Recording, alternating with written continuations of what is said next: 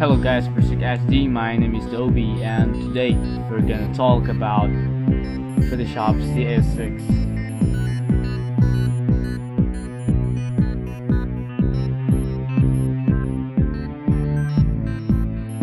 Blur gallery. So the blur gallery is located right here. Is a filter, blur, and the three top blur is a field blur, iris blur, and tilt shift. So basically it allows for photorealistic blur, and it can adjust the depth of field on your image. We're gonna talk about it later.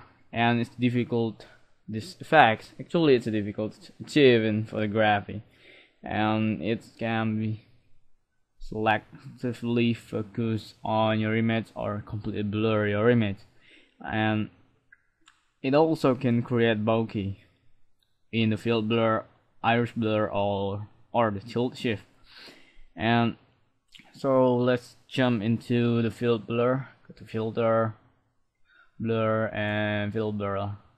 So it's the simplest blur, and it offers the least amount of control of your image. So we got a pin here. It's automatically located in the middle of your image, and you can drag it wherever you want with your mouse, and you can drag the ring to adjust the blur. So I'm gonna set it like 9 here, and you can add another pin where do you want to focus at. So we're gonna focus at this, get another pin, and set the blur to 0. So we got nice like gradient, a smooth transition between these two pins here, and you can place as many pins as you want to, like so. So I'm not gonna do that. Just actually press delete on your keyboard to delete a pin. Okay, and so let's go to the iris blur. So I'm gonna untick the field blur and tick the iris blur. So iris blur is basically have an ellipse handles. Okay, right here is the blur ring just in the field blur, and the feather handles it's control your feather, the transition between the completely blur or completely focused image. And the roundness knob, you can actually move this around to make a rounded rectangle or a perfect ellipse. So I'm gonna set it a perfect ellipse like this. You can drag to resize it.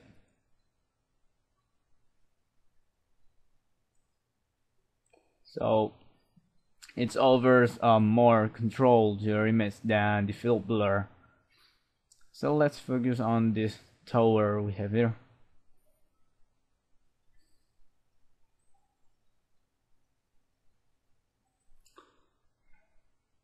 And then so yeah, that's basically the iris blur.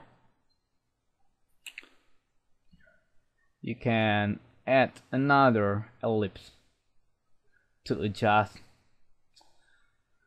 so I'm not gonna do that. And let's go to the tilt shift. And the tilt shift is the so let's wait.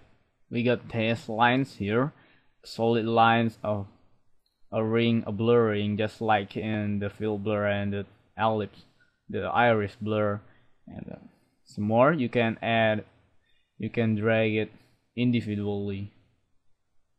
So what the dashed line is, establishes the boundary, the portion of the image to be protected from the blur, most reside within the solid lines. So it's like, so the solid lines, the area of your image inside the solid line will completely on focus, and the rest, your image outside the dashed line will be in full blur. So you're gonna set it at just default by 15, and you can rotate the entire unit.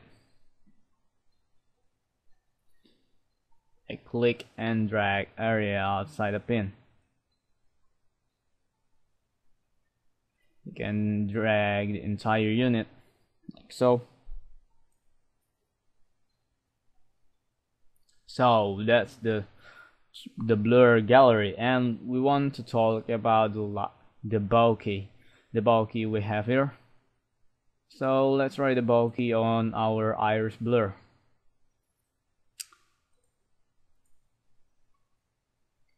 So we didn't lose that iris blur we have set, and I think I want to reduce it a little bit. And so the bokeh is like circular highlights of the lights here. We get some bokeh actually right here, and we want to highlight it because the bokeh actually very light. So the light bokeh slider here control the amount of highlights in the blur. So I'm gonna set it until we find the ring is interesting. So I think it's too light. So how do we evade this sky effect here? We can add another pin. Can drag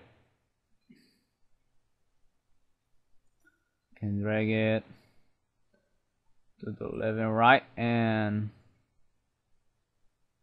set it to be wider, to be narrower, and add another pin right here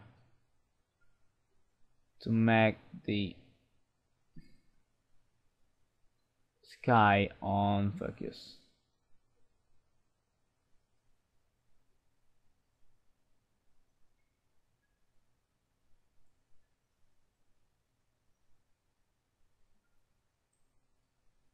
Oh, I think it's too crisp. So let's adjust that once again.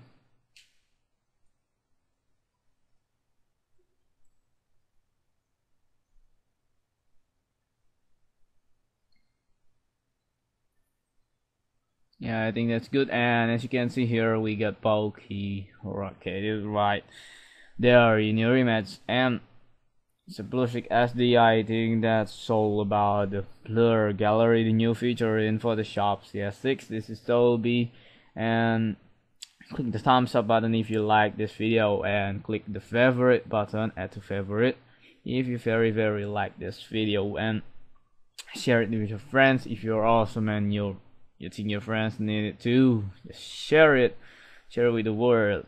And thanks for watching. See you again in another tutorial very soon.